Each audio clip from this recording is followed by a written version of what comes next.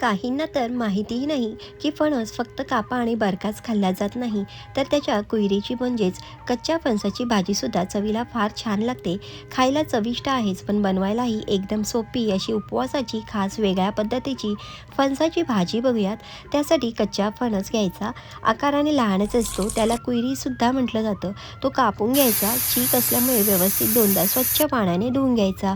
कुकरमध्ये 3 ते 4 शिट्ट्या झाल्या की काढून घ्यायचा. थंड झाल्यावर हातानेच कुस्करून घ्यायचा.